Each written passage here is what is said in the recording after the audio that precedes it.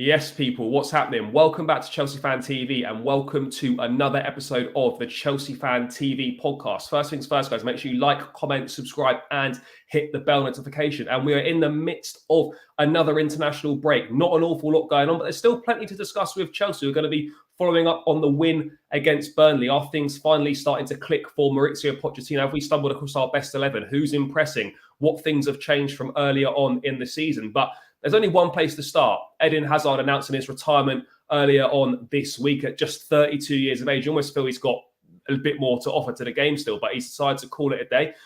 Don, thanks for joining me, bro. Welcome to the show. Hazard, for you, the retirement announcement itself, I don't think it comes as much of a surprise to anyone. I think we kind of knew it was perhaps going that way, but it still kind of hits you in a way that you weren't expecting, even though you were expecting it, if you get what I'm saying. Yeah, no, definitely. Look, I had this conversation yesterday. First of all, thanks for having me on, Charlie. Obviously, it's my first time on the pod, on the channel. Listen, everyone, leave your comments after. Let us know what you think of the show today. But yeah, no, love for having me on, man. But yeah, I think you're right in what you say. Like, I had this conversation yesterday with a few people. It was always inevitable that Hazard was going to retire. Obviously, after he left Madrid, there was a few rumors that it could happen. Then something came out that there was a team in Belgium that wanted him, I think. I thought, okay, maybe let's see what he can do over there, like just to keep him playing. But it's a sad day, not just for Chelsea fans, but for football, man. This is one of the greats of the Premier League, who should have won a lot more at the club. Towards the end of his time at Chelsea, I think Marina and Roman, as much as they brought a lot of good to the club, they could have done a lot more in terms of the recruitment. Hazard carried us a lot. Do you know what I mean? Him and Kante specifically, they could have won a lot more. But for me, my favorite ever Chelsea player, I'm a little bit too young to remember Zola. There's a different generation that would say Zola, but my generation, my era, I'd probably say Hazard's definitely my favorite Chelsea player ever, man. Probably my favorite Premier League player, to be honest with you. So yeah, bro, it was a sad day for football, man. But what a player, man. Bro, honestly, mate, I think he might not have been the most successful player or go down as the biggest legend at Chelsea. I for real think he's the most talented player that's ever played for the club. In terms of just talent, I don't think there's anyone that's not, I don't say it's been close, but I don't think anyone matches him in terms of talent that's played for Chelsea. I'd say he's the most talented. Like what he could do with the football, like his dribbling was like, I've never seen anyone dribble a football like him. Yeah. And like, you see like Chelsea fans get it. I think the wider football community gets it as well. You know when someone's good, when like all the tributes are coming in for his career, not just from Chelsea fans and his teammates, but like from pundits, from other like that affiliated to other clubs. When you get that sort of overall, like, what's appreciation. The word? Appreciation. Yeah, that's the one. You get that appreciation from everyone. That's when you're a special player. But I mean, mate, how good do you think he was? Because I'm seeing some people like, like maybe not giving him the credit he deserves, but mate, I think it was unbelievable. Like literally, I think that last season with us, he basically carried us under Mauricio Sarri, and he signed off with the masterclass in Baku. But there are times where he carried us. I don't really think at Chelsea he necessarily had like a poor season. Like I love seasons that were better, but he did. I don't think the season when William was turning up, was it 15, 16? Oh, that one, that was a poor. 16, but do you know what I mean? Like generally speaking, he turned up each year, and like. Yes, I know people now are obsessed with GNA and numbers, and Hazard, like, he's got decent numbers, but there are players with much better numbers than him, for sure, that played same position, but none of those could do what he did with a football. I think he was one of them players that, made you enjoy watching the game, like kind of a bit of a throwback baller, just like turned up, did his thing, wasn't really the best in training, but he'd always deliver on a Saturday, and that was him. Exactly that. He had so much natural ability, and I've had this debate with so many people. My era of football, I'd probably say, is 06 onwards. And for me, I can't think of anyone in the Prem that had more natural ability than him. The closest person I can think of is probably Luis Suarez, but he wasn't in the league long enough. Do you know what I mean? When it just comes to natural ability, Hazard used to do things on the pitch that you can't coach. Do you know what I'm saying? I've played football at various levels, and I've come across some good players that you look at them and you're like, raw, how's he gone and done that? Hazard was one of them, man. The guy could just, not get a GNA like you've mentioned there. Do you know what I mean? But when you watch him during the game, it's no surprise he's got the most man of the matches since 2009, 2010 after Harry Kane. Do you know what I mean? Because he was literally carrying us. He could play the whole game, not get a goal and assist, but every single goal he's involved in it. Do you know what I mean? Every single bit of good movement on the pitch is involved in it. And that's literally Hazard. I loved watching him, and we're so blessed that he played for our club, Charlie, because like you've said, rivals appreciate him so much. Do you know what I mean? A lot of my United friends, they hated playing against Hazard because he bullied them. Liverpool as well, he loved playing against them. Man City got a few goals against them. Arsenal love scoring against Arsenal. Do you know what I mean? How many players can we look at now that play for our club and think, yeah, when it comes to Man City, he seems to turn up. We haven't really got anyone like that anymore. Do you know what I mean? So he was a special player, man. Definitely going to go down as, for me, the greatest player that's played for Chelsea, in my opinion. And yeah, definitely up there, man. As a Premier League great. What a player, man. I'm just so blessed that I got to see him in person as well. I got to see a lot of him in person. Yeah. So yeah, it's a sad day for football, but there's a lot of memories with Hazard, man. A lot of memories. Mate, do you know what? Like, it's exactly that. He's sort of like, at the time when you're watching these players live and you get the privilege to see them, like, you don't really think about the moment when it's going to be gone. Like, I think going forward now, for me, like, I'm going to try to enjoy a bit more watching some of these players play, because, like, you know, just in this year, you know, you've had Bale and Hazard call it a day in their early 30s, and you're thinking, fuck, that's like two of the best wingers of the sort of the modern Premier League era are gone now. Like, you sort of don't really, you sometimes, like, you've got to feel like you need to appreciate it a little bit more, because, like you say, when their moments are gone, they're gone. You know, obviously it's because he was always available. That's why it's so weird what happened at Madrid. I know when he went there, you know, he came back overweight, and then from there it just kind of went downhill. He kept picking up little injuries here and there. I think the only thing that let him down, to be fair, is his mentality. I think he could have definitely been probably the best footballer in the world. I know Messi was in his prime, Ronaldo was in his prime, but he was in conversations with those guys. Do you know what I mean? I know Messi and Ronaldo are in a different league, but he was up there in conversations with, you know, Robin, with Neymar, with Bale. You know what it should have been, though, mate? You know, I think Joe Cole said it, like, the other day. Like, if he's carried on, Hazard, that Ballon d'Or that Luka Modric won, that should have been him. That should have been Hazard. I'm not saying, like, he was robbed of it, but what I mean is that should have been him if maybe he'd applied himself, like, a little bit more. But that's not how he played the game. He wasn't a guy that would go and do the ice baths in the early hours of the morning, that would, you know, do all them extra gym sessions. He liked to enjoy himself. He did what he did, and he turned up on the pitch. He was like a kid. Even off the pitch. You know what I mean? He was such a big character. He was so funny. Do you know what I mean? He's literally like a kid, just enjoying playing football. Yeah. Do you know what I'm saying? So you get one of them, like, you know what I mean? Like, in like, you get players that sometimes don't apply themselves the best in training, but you kind of let that slide because you know they turn up and deliver every single weekend. And he was one of them. And you can't get away with, like, too many. You can only really have one of those guys. I don't know if you could get away. I'm not sure if you could get away with it in the modern day of football, having players like that. But, I mean, like luxury players. He was more than a luxury player, to be fair. He was more than that, because even off the ball, he used to work hard to win it back. Do you know what I mean? And he used to get battered and bruised. There was a point where he was up there. He was like, season after season, he was up there in terms of most fouled. Do you know what I mean? And that just goes to show how difficult it was to get the ball off of him. There's so many interviews, so many videos, so many quotes you'll find from various top players that have played in this league. And when they speak about him, do you know what I mean? You've got players like Thierry Henry. There's a famous video where him and Thierry Henry are having a chat, and he's speaking about Hazard and how he plays. Thierry Henry was like, look, I used to use a defender to kind of know what direction I'm going to go in. And with Hazard, he was like, for me, it just comes natural. I just do what I need to do. I don't think when it comes, it just comes natural to me. And even Henry was looking at him and thinking, wow. And he was obviously one of the assistant managers at Belgium. And Henry's a GOAT. You know what I mean? He's arguably the Premier League GOAT. And he was looking at him thinking, this is a player, man. This is a top player. Do you know what I mean? So, mate, it's unbelievable. What a player, man. With football. What a player. Like, he scored some unbelievable goals for us, you know. It's mad that, you know, he won everything there is to win at Chelsea except the Champions League. That, of course, you know, unfortunate or whatever. But yeah, he goes down as, for me, the most talented player to ever play for the club. And up there with the all-time greats with Lampard, with Terry, with Drogba, etc. Just on his move to Madrid, very briefly though, mate. Obviously, we've got 7 or 8 great years out of him. We got a great deal from him as well, money-wise, with what was left on his contract. Are you surprised that it didn't work out for him at Madrid at all? Because I honestly thought like that would be him sort of. He's already on the world stage. That would be him sort of further pushing his game on to another level. And it just never happened at all. Like, he barely ever got injured at Chelsea. He turns up at Madrid. He turned up overweight to the first pre-season, which is not a good impression to make at a club like that. Definitely not. But he's picking up injuries all over the place, and it just never happened for him. Are you surprised? Because I really think that he'd spend 4 years at Real Madrid and hardly kick a ball.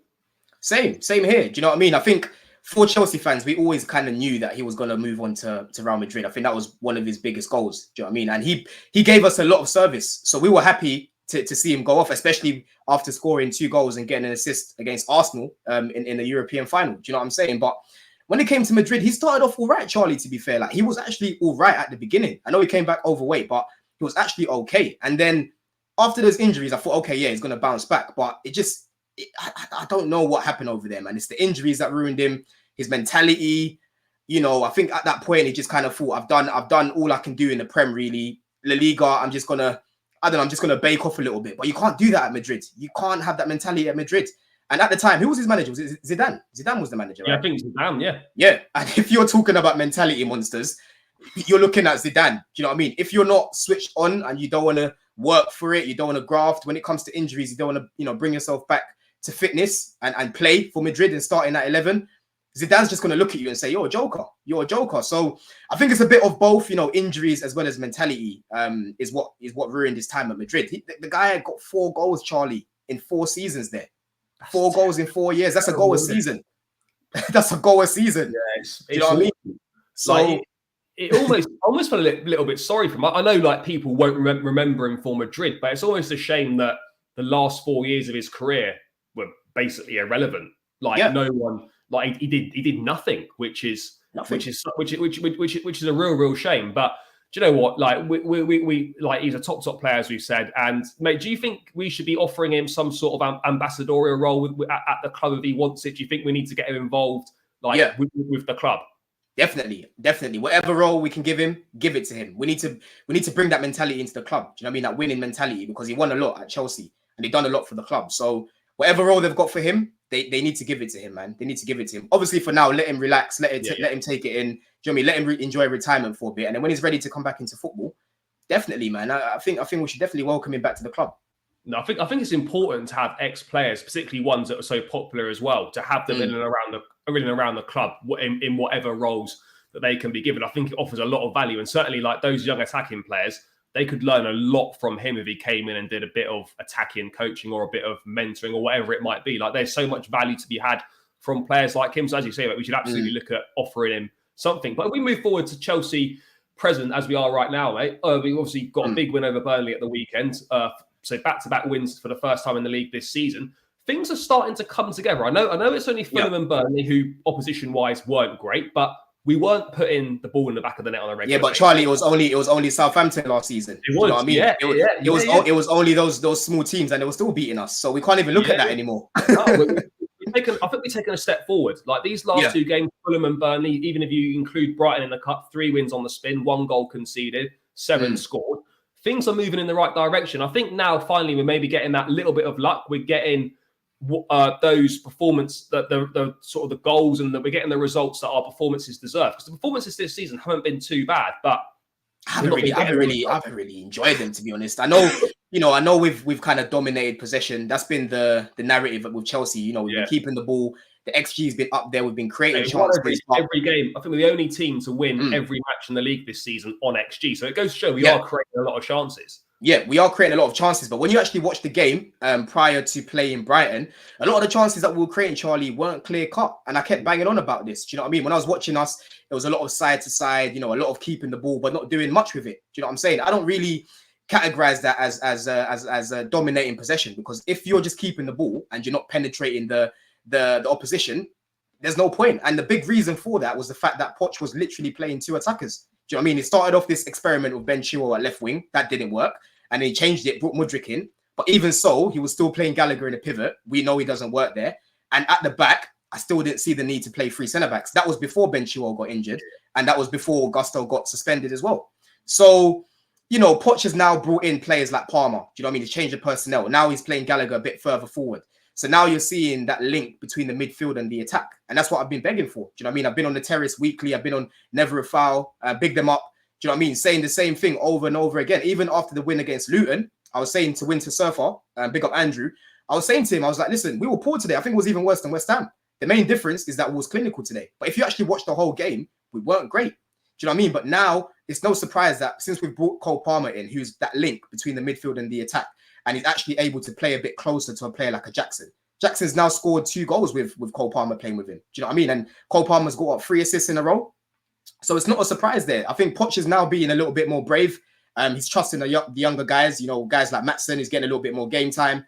Again, Cole Palmer, he's in that 11 by default now. Do you know what I mean? And you're no surprise you're seeing better performances from Jackson because we're creating clearer chances for him. Before, Charlie, I know he had that howler against Forest when he literally missed a goal. But if you actually break down the chances that he's had, most of them have been scraps because we kept playing off the right, cutting back. And Jackson isn't that type of player. You need to literally feed him like he's a kid.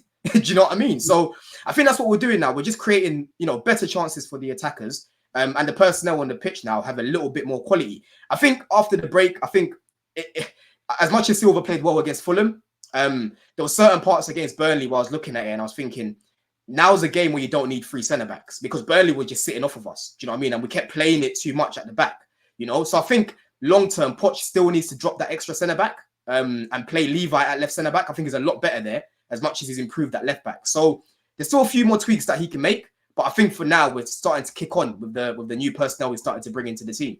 Man, I think we've almost stumbled across our best team to an extent. I think for me, the front 3, it should be Jackson, it should be Cole Palmer, it should be Mudryk. I know Sterling had a good game, but he needs to show that on a more consistent basis. We've seen that from Cole Palmer for 3 or 4 games now, from the bench and from the start. We've seen that from Mudryk now as well. Sterling needs to do a bit more for me to get himself back in as a regular starter. That midfield 3 seems set at the moment, and the back line seems set as well. Obviously, Reece James or Gusto will come back in for Cucurella, but the rest of it is pretty set. But I wanted to touch on Cole Palmer. I've seen a lot of people, I kind of thought it myself as well.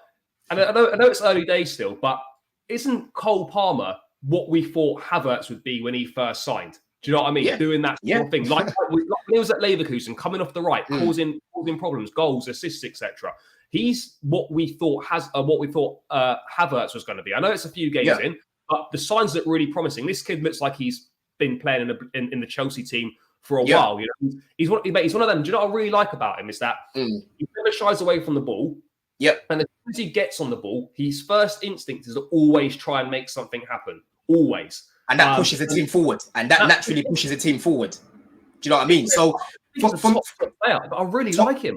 Top player, Charlie. And the thing is, in the summer, when we signed him, I was literally telling everyone in the group chats, I was going on stream, I was getting cooked, bro. I said, Cole Palmer is a top signing and he's going to be a top player. Do you know what I mean? I was getting laughed at. Oh, he's got no Premier League goals. I said, did you see who's in front of him? Do you know what I mean? He had Mahrez ahead of him. He had Bernardo Silva ahead of him. He even had Foden ahead of him on the right. And he's not great on the left. Do you know what I mean? Pep didn't want to trust him in the midfield because obviously you've got De Bruyne there, you've got Silva there, you've got who else did they have there before? You had Gundogan there. So he was never going to get into that midfield, but that doesn't make him a bad player because whenever I watch Cole Palmer in the Carabao Cup, in the FA Cup, even in the Champions League, he never looked out of place. Do you know what I mean? And one thing that I said about him when we signed him, I said, he is so polished for a 21-year-old. Do you know what I mean? And again, I kept getting laughed at, Charlie, but I watch a lot of Man City because obviously they're the best team in the world right now. And I've been watching Cole Palmer since he broke through. So for me, I'm not surprised with these sort of performances because I know the quality that he has. And even when I said he can play in that 10, again, I was laughed at. I was told he can't play in that 10, but he's showing that he's got that creativity. Do you know what I mean? In his locker, he's 3 big chances away from matching Havertz's most big chances created at Chelsea in 3 years. And he's done it in 3 games. Do you know what I'm saying? So he's got such a high ceiling, man. And already the decision making when he's on the ball is just unbelievable. The weight of the pass, unbelievable. The way he drives the team forward, unbelievable, man. And the way he times his passes so well. Even the other day with Jackson, if that was Mason, for example, in that position there, he would have just tried to rush it and that would have just killed the attack. But with him, he's always just playing the game at his pace. He slows it down when he needs to. He picks it up when he needs to. He's able to get out of tight spaces. He's got vision for days, got the IQ as well. He's going to be a very, very important player for us, man. And right now, like I said, he's automatically in that 11 for us. Ideally, I want him to go in that 10 because I do want Sterling and Mudryk, to be fair, to start in this lineup.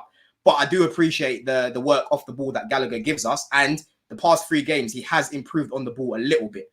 But long term, I do think he still needs to come out, to be fair, Charlie, because I think in that 10, Palmer does press, to be fair. And if you look at the stats, I saw the stats the other day, in the final third, he's actually pressing the most, like statistically, Cole Palmer. So off the ball, he can offer what Gallagher offers us in that 10 role. So yeah, man, this is going to be a top player for us, man, in the future and this season as well. I'm excited to see how he works in the team with Nkuku in there, because if Nkuku comes in, Nkuku can play in that 10 and he can play in the right. Do you know what I mean? And they can interchange. Do you know what I'm saying? So, yeah, man, exciting times. Cole Palmer, he's a baller. He's a baller. Mate, do you know what, like, you touched on it there? Like, mate, I'm impressed with how intelligent he is as a player for someone so young. Like you say, his decision making, his intelligence, his footballing IQ. But I suppose when you've been at City, you've come through an elite academy, you've learned under Pep Guardiola. Like, these things shouldn't really be a surprise when you put that together with the fact that he's a very talented boy. That, like, we shouldn't really be surprised. But I honestly wasn't expecting him to have the impact he's had already this quickly. I didn't even when you watch him for England under 21s, Charlie. Do you know what I mean? Even when you watch him from them, he balls out, and in that role, he actually plays. He played in the tournament that they won recently. He was playing in the 10, and Toney Madueke was playing off the right. Do you know what I mean? So you've just got to watch these guys. I know they're young, but if you're looking at quality, bro, this guy gives that to you in abundance. And let's not forget, he's a winner. He's come from a winning environment. One of the things that he said when he signed was that I know what it is to win. I know what it takes to win. I've been in that environment. This guy is seeing some top players. We're talking about KDB. He's going to go down as a Premier League great. Do you know what I mean? We're talking about Haaland. These sort of players, man. He's been playing with them, winning with them, training with them. Again, Man City, how many times do we go on about it over the years? Oh, they've got a B team. He was front line for that B team. Do you know what I mean? And doing bits for them. So top player, man. And I'm just excited to see how he gets on this season. There's actually a young player that could be in that conversation for young player this season. Do you know what I mean? So it's good times, man. It's good times with Cole Palmer, man. No, it absolutely is, mate. Absolutely is. But I mean, like in terms of the Burnley game itself, mate. I know obviously we don't need to go in great detail, but what kind of impressed you the most? Because for me, the first half was horrendous. Like, we were lucky to go in level. Like, we didn't really turn up in the first half. We get Sterling, who, fair play to him, had an outstanding game. Are the only one that looked like making anything happen, particularly in that first half. We get lucky with the cross and deflected into Caicedo was good in that first half, to be fair. Caicedo was good as well, yeah. Like, do you know what I mean? We were lucky to go in level, and you're thinking, we've kind of seen this script before, where away from home, we didn't turn up in the first half. We're lucky to go in level. It's going to go one or two ways. We're either going to turn up in the second half, or we're just going to fold, like happened so often last season. What kind of impressed me the most, and what gave me real confidence, is that this group showed that there's belief amongst them, and that if you're in difficult situations, we're not going to fold like we did every time last season. I actually got from this performance some belief that actually, do you know what? I do believe in these guys. I don't think suddenly if we go a goal down, we're fucked in every game, like I thought last season, like maybe I thought a few games ago. Now that I've seen this performance, I'm thinking there's a real belief amongst this group, and that we can get out of these situations. So that was a big takeaway for me. Is the confidence that this group has got at the moment, and the fact that they all believe in each other. And you look at the squad, you look at the celebrations and stuff. There's a real togetherness. Like that's the key word. They're definitely they're up for this, and they want it. There's no bad attitudes or anything like that. I think that was the biggest takeaway for me. And not only the fact that we're clinical in the final third, which was great to see, but there's that togetherness amongst the group, and that's got to be fair play to the manager. Like he's created that. We got rid of all these players in the summer, which we had to do. But it's the first time in so long, mate, where we've actually had a group of players where they all want to be here. Exactly that. Such a big difference. Such a big difference. Exactly that. Do you know what I mean? They are all together. That's a really good word that you've used there, Charlie. Like, togetherness is really key, because last season, time and time again, we'd go down first after creating a few chances, and everyone's head drops. Do you know what I mean? But in the summer, we all saw that a lot of players checked out. Havertz checked out. Do you know what I mean? Mason Mount checked out. Kovacic checked out. But everyone right now is working towards the same end goal. Do you know what I mean? And what really impressed me the other day was the experience in Raheem Sterling. He was the only one, like you said, that was looking like he wants to turn up. This is why ideally I would have liked a little bit more experience in the team. Do you know what I mean? Because he was the one that was trying to lift everyone else. And then everyone sort of lifted together in the second half. So for me, I think the key thing you've covered it there is the togetherness and the fact that we had a little bit of experience on the pitch. Just to take it to them, to take it to them and say, listen, we're not losing to these, man. Because this is, end of the day, this is Burnley. Do you know what I mean? We're not going to lose to these guys, So, yeah, I think everyone's together, man. Everyone's together. That was really good to see. No, it was great to see. I mean, just touch on a few players. I mean, you mentioned Conor Gallagher earlier.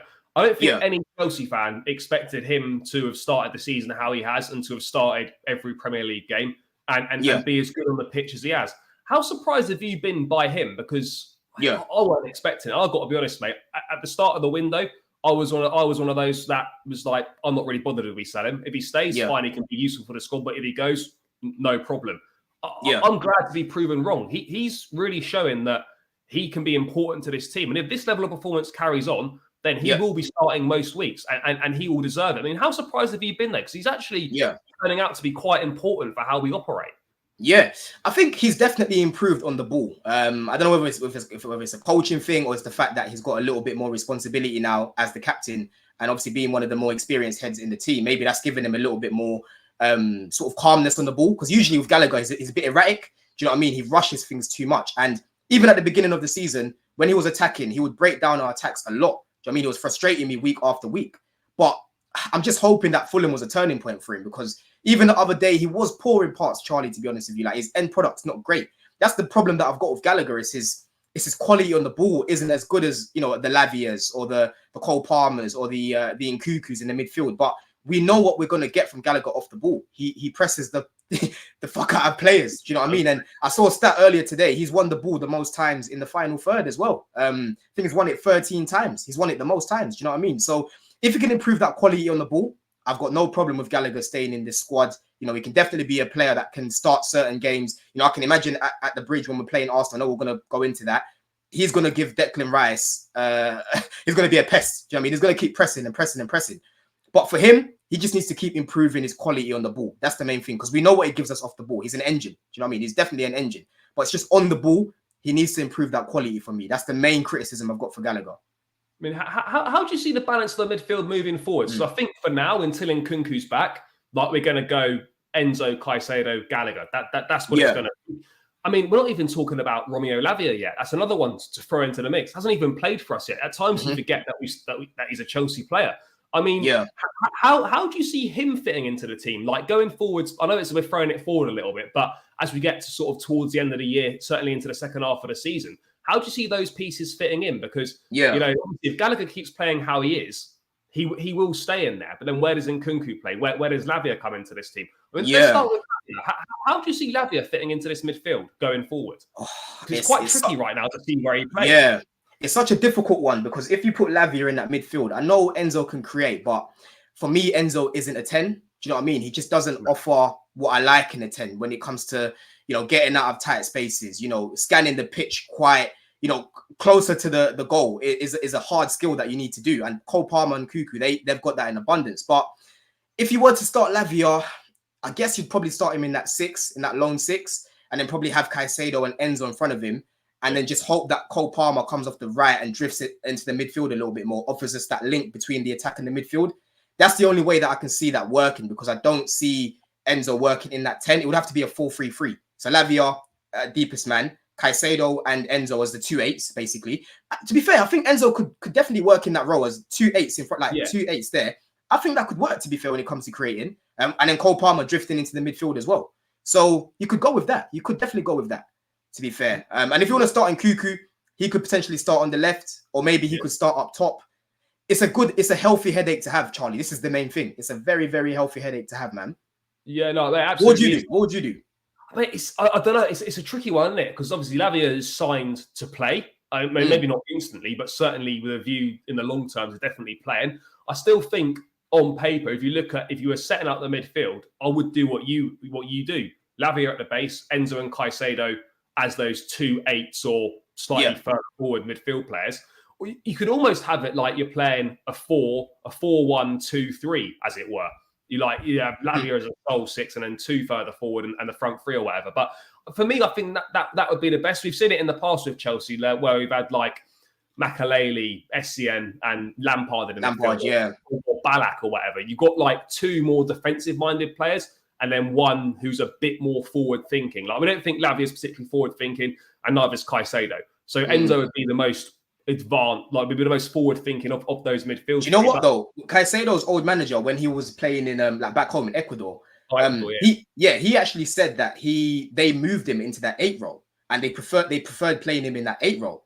And to be fair, he's created a few chances like from that position, and he can definitely score a few goals. I think he's got the quality to do it. So he could end up being that box-to-box midfielder that we've needed. To be fair, he's certainly got the attributes to do that. But yeah, I mean, look, if you're purely picking it on paper, I think that Enzo, Caicedo, Lavia is our best. It would be our best three.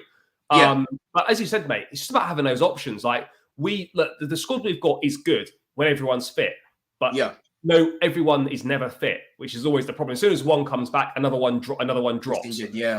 If we can get everyone fit, we've got a really good squad, and we then have really good options on the bench as well. As you say, within Nkunku, you've got the ability to go 4-2-3-1, or you can go 4-3-3, and you can play him on, like in pre-season. Poch didn't play him in the 10 that much. He played off the left quite a lot. He did.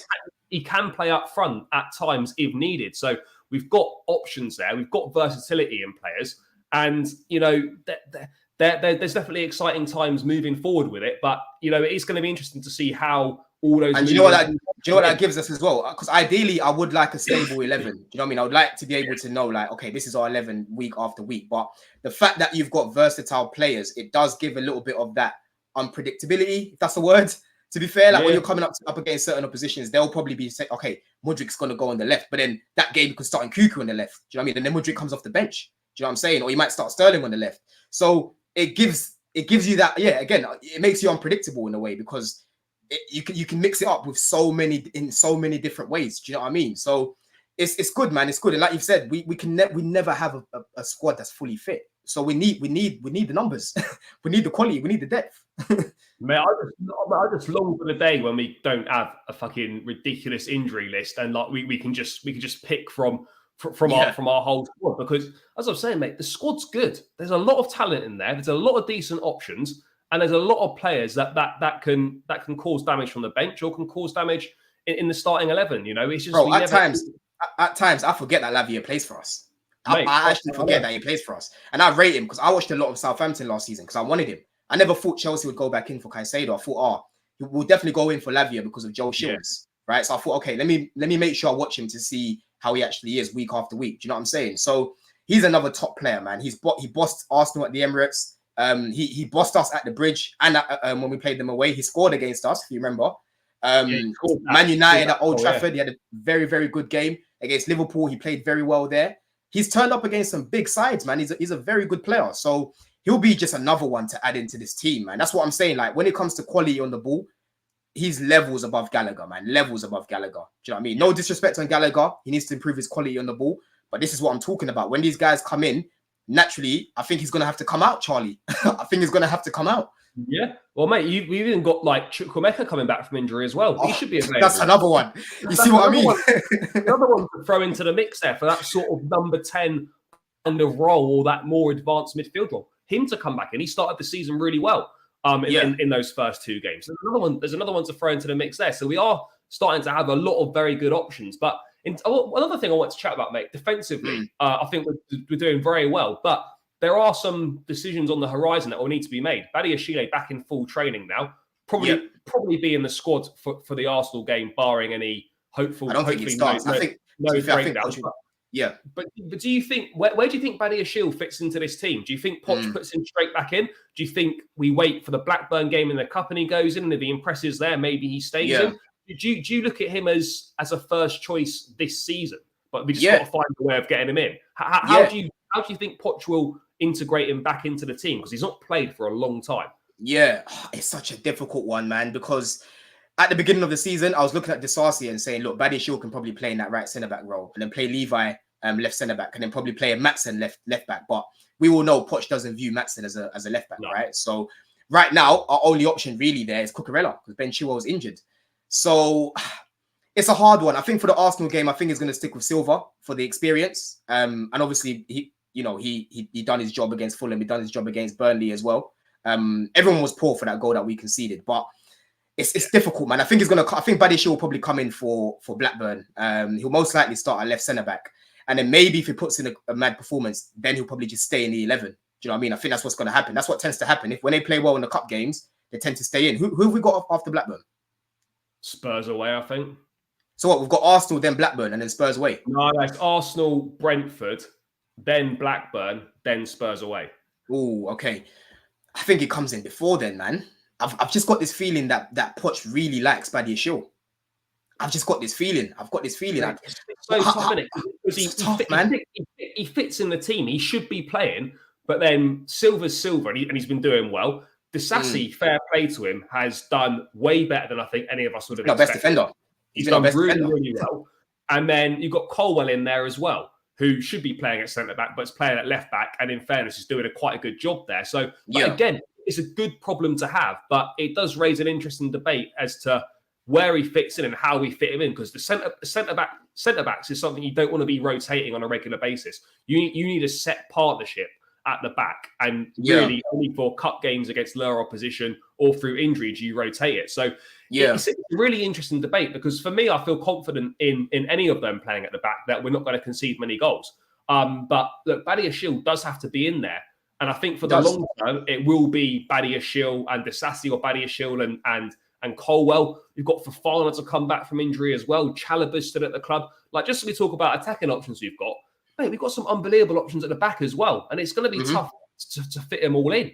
And let's not forget that Badiashile and Disasi already have that relationship because they played together at Monaco. So it's not like they have to build that chemistry like Disasi had to build that chemistry with Colwell and Silva. These guys already know each other. Do you know what I mean? They had an interview together, what was it, last week?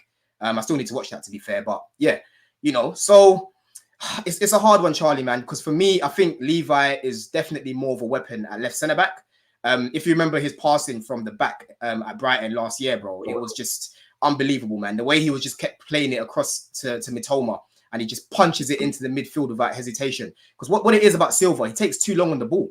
But the good thing about Badiashile is he's quite similar to Levi. He's very good on the ball as well. Do you know what I mean? Very good on the ball, very composed. You barely ever see a man run past him because he strides. Do you know what I mean? He strides towards the ball and he just gets it back. He covers a lot of ground because he's quite tall. Do you know what I mean? How tall is he? What, 6'3"? Yeah, he's a big lad, isn't he? He's a tall lad. Tall guy, so he covers a lot of ground. So it's a hard one, man. It's a hard one because ideally I don't want Levi playing at left back long term. But if we have to squeeze Badiashile into this team, then I guess Levi's probably gonna have to stay there for now. And maybe he'll play even better with Badiashile there. Yeah, he quite possibly could. But it's a nice problem to have. But it's going to be really interesting to see what happens, because he does need to be fed into the team somehow. But I don't think he'll come straight back in and play against Arsenal. I think he might. I think he might. Maybe Brentford he might play, or certainly the Cup against Blackburn, and then we go from there. But I just want to quickly, sticking with the defence. Yeah, Robert Sanchez. Little chat about him. I've been quietly impressed with how he's done. I think he's got the most clean sheets in the league so far this season, or it could be joint most after last week. I think it's actually, I had this conversation yesterday, actually, with Never a Foul. I think it's the Crystal Palace keeper now. Oh, Crystal Palace overtaken. I think it's the Palace keeper now, yeah. I think he's definitely in the top one or two anyway. I've been quietly impressed with his start. I rated this signing a lot more than some people rated it. It's early days still. But I think he's settled in, and I think he's doing quite well. Yes, at times his distribution is not great, particularly Brighton at home in a Carabao Cup. That first half, it was going horribly wrong. But generally speaking, mate, I think he's been pretty solid for us. And whilst I wouldn't say he's a massive upgrade on Kepa, the things that Kepa wasn't good at, he is a level above in those attributes. In terms of, it's so nice to feel confident with a goalkeeper coming to collect crosses, coming to deal with set pieces, etc.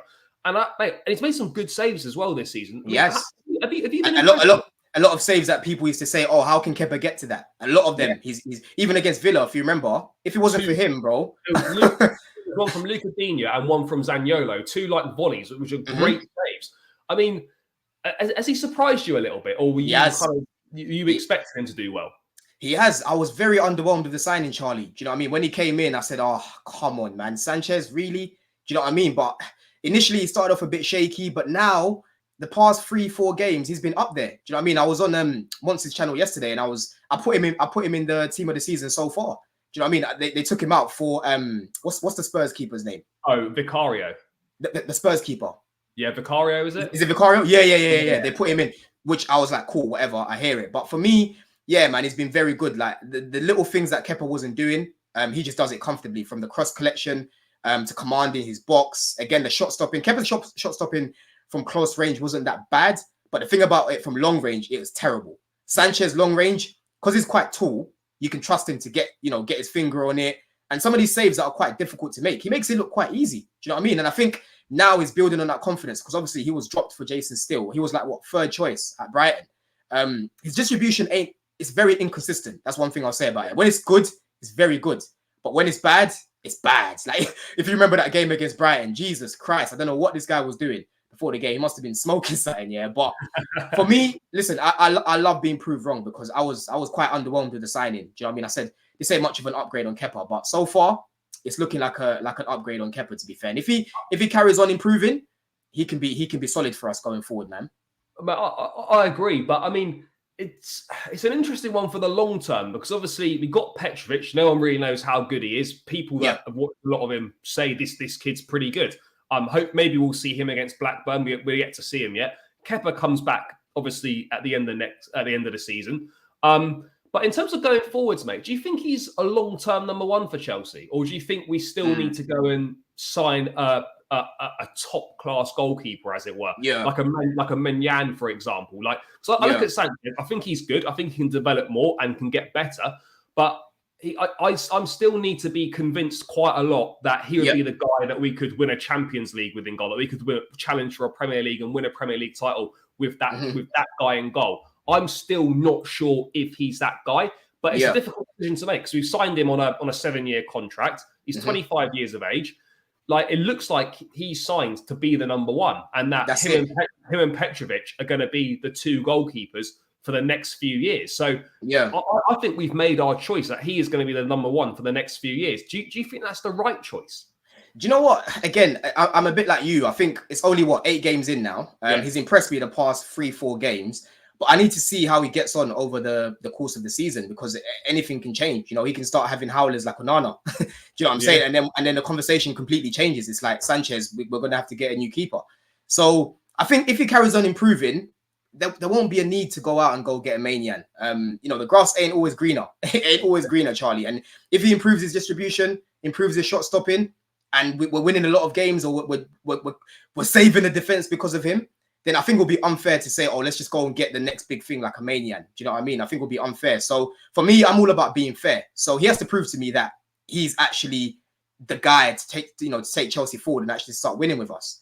So I think it's still up in the air, man. We're yet to see. We need to see more from him to say this is our number one. Do you know what I mean? This is our number one for the future. Yeah, no, but I agree. Like, it's kind of mad to already be thinking about sort of the summer and things like that, given we're so early in the season. But you know, it's a decision that, like, I think it's already been made that he will be the number one, and we just got to hope that the club have got it right, and that, you know, he can repay the trust that the club have shown in him. But look, I think it's promising signs so far, and I think he's done a lot better than people are suggesting. If we put it forward to after the international break, we've got a tough run coming up. You know, it's been mentioned a lot of times. You know, Arsenal, Brentford. I mean, maybe not Brentford necessarily, but, you know, Spurs, City, Newcastle, etc. All in the next sort of 4 or 5 games. This is going to be the making or breaking, I think, of this season. And I know that might seem mad to say that sort of end of October going into November, but it's a real tough run. This team's either going to show exactly what it's made of, or it's going to fold and it's going to struggle. I think we'll be somewhere in the middle. I don't think we'll be horrendous in this run. But I don't think we'll be amazing. I think we will win a few games, but we will drop points. Of course we will. But how important do you view this run of fixtures after this international break to sort of how our season might pan out? Do you think it's critical? Yeah, no, definitely. I think after this run of games, it will show me if Chelsea have actually turned the corner. Do you know what I mean? I think now, again, like I said earlier, we're creating a lot more clear-cut chances. And we've got every chance to beat the teams that we're coming up against, because we've got a good team. Do you know what I mean? Everyone's running away from it because we finished 12th last year. But let's be honest, we've got a good team. And like you've said, we haven't been terrible this season, but we've just improved the past 3-4 games. Do you know what I'm saying? So for me, yeah, man, these next few games, we need to be clinical, man. We can't be wasting chances, because when you're up against teams like Arsenal, these guys have, you know, attacking players in abundance that know where the back of the net is. So we need to make sure that when we're creating these chances against these teams, we're taking them. And we've got every chance to win these games. So I'm a bit like you. I think it's going to be a bit up and down in this run. But I think it'll be more good than bad. I think we're going to surprise a few people, to be fair. I think there'll be a lot of doubters that are looking at us and thinking, you know what? This year, Chelsea could actually get in that top 4 like comfortably, because they looked good during that period, you know? Yeah, mate, I think I would say, though, I do agree that I think it could be not make or break, but very close to for qualifying for the Champions League. Right now, we're 7 points off after 8 games, which is more than we would want to be off. But if after this break we're, say, over 10 points off the Champions League places, I think we can forget qualifying for Europe. I think this will define, this run of fixtures for me will define whether we qualify for the Champions League or not. And where we are sort of in and around the Christmas period, I think is going to have an impact on us possibly being able to get Ivan Toney as an example in January. Even for January targets, not say long-term targets, but certainly someone that Ivan Toney stage of his career, like he'll want to take the step up, he'll want to play Champions League football, etc. I think where we are in a table, if we're within touching distance of Champions League, he probably takes that gamble. If we're 10, 12 points off it, and we're looking like another season of not having it, he might think, do you know what, maybe I'll go Arsenal, maybe I'll go somewhere else. I mean, he's not getting any younger. He's not getting any younger. So yeah, it's really, really important. I mean, just on Toney, because I brought it up. A, do you think we need a striker in January? And B, is he the go-to guy? For me, he was my number one choice. You know, out of him, Osimhen and Vlahovic, he was my number one choice, man. Number one, he's Premier League proven. Number two, I think he's just a better footballer all round in comparison to Osimhen and Vlahovic. And last season he finished third. 20 goals he got in the league for Brentford. Do you know what I'm saying? So I think he will just come in there straight away. You know, he doesn't have to up and move anywhere. He already lives in London. Do you know what I mean? London, Chelsea, we're a big club. Again, we're creating these chances, but we need that person who's guaranteed to score even half chances. Do you know what I'm saying? And even create for others as well. So for me, it's a no-brainer, man. We have to go in there and blow Arsenal out of the water, man. I think if Egbali and Todd Bowley make someone their main target, these guys just don't give up.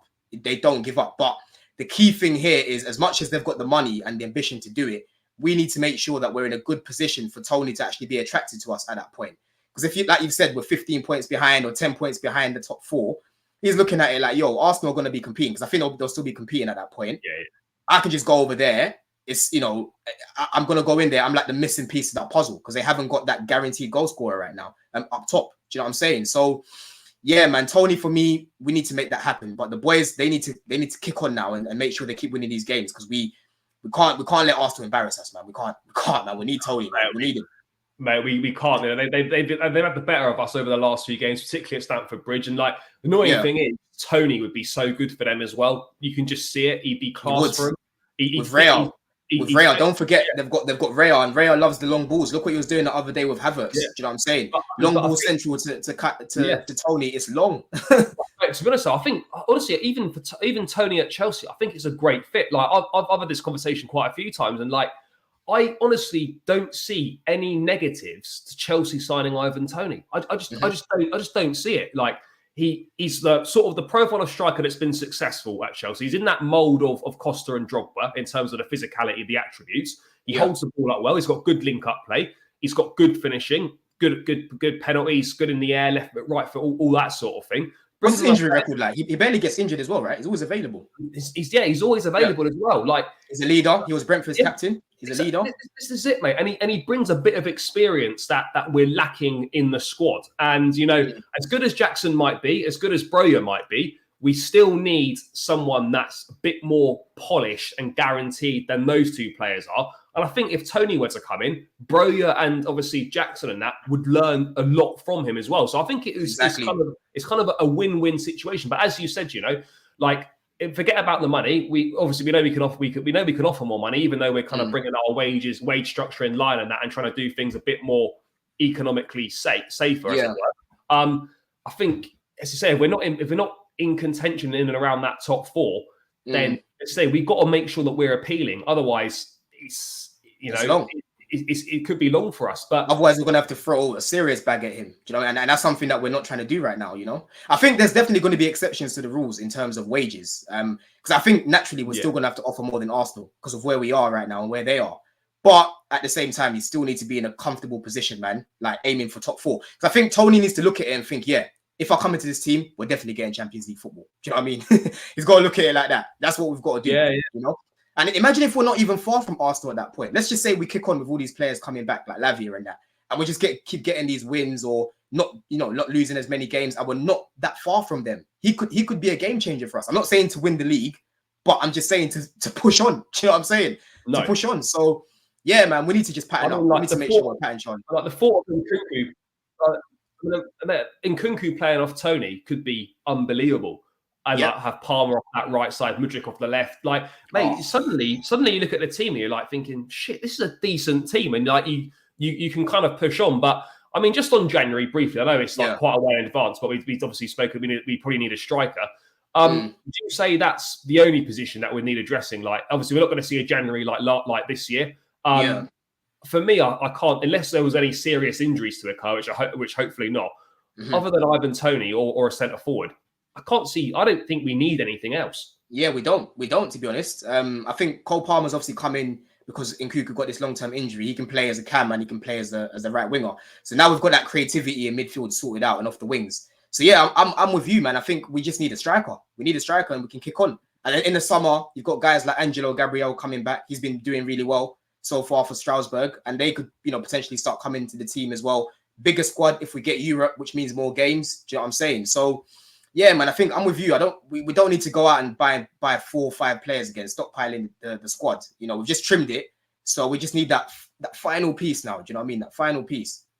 I think he's it. I think he will be the final piece. We'll obviously have to wait and see kind of what happens with him. But yeah, look, I think the signs are positive. I mean, mate, do you feel more positive about Chelsea now as we head into these run of fixtures after the break? Like these kind of last 2 games in the league, giving you a bit more confidence, a bit more belief, and kind of put you in a better sort of headspace in regards to this team. Because I look at this team now and I actually think, yes, I know that we're a work in progress still. Yes, there's going to be some more bad results along the way, but I feel like there's light at the end of the tunnel and you can see what this is building towards. The big difference for me between this and last season is that last season you couldn't see where it was getting better. Now you can see we are getting better, and you can kind of see what the idea is. You can see where we want to be, and we are slowly getting there. So, I mean, do you feel like more confident now heading into this run up to Christmas? Yeah, no, definitely. I think, again, it goes back to Poch making the changes that he's made. And again, it goes back to the players taking a lot more responsibility in front of goal. So they both need to carry on. Poch needs to carry on making the right decisions. Tactically, the in-game management as well has improved a little bit. Like against Burnley, he took off Broja. Broja was poor. Burnley were playing that low block. You needed the sort of player like Jackson who's going to not just stay in the box, trying to wait for the ball. He wants to get involved in the game. So the in-game management definitely needs to carry on improving like it has been. And again, the players need to carry on taking more responsibility. But I'm feeling more optimistic because at least Poch is now giving these guys an opportunity to actually be more attacking.